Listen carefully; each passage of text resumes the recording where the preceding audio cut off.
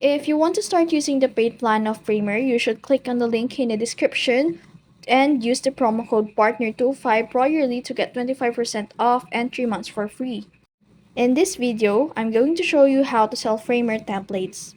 So first, make sure you already have a ready project template or design that you're ready to publish from Framer.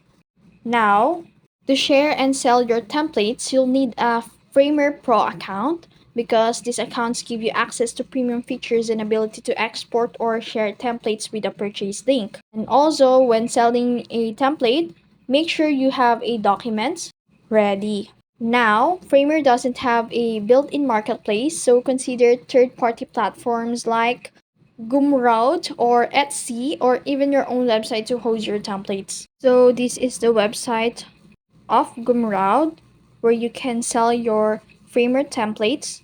When it comes to uploading, you can upload a screenshot. Now, this is Etsy. This is another platforms that you can use to sell your Framer templates. And that's it.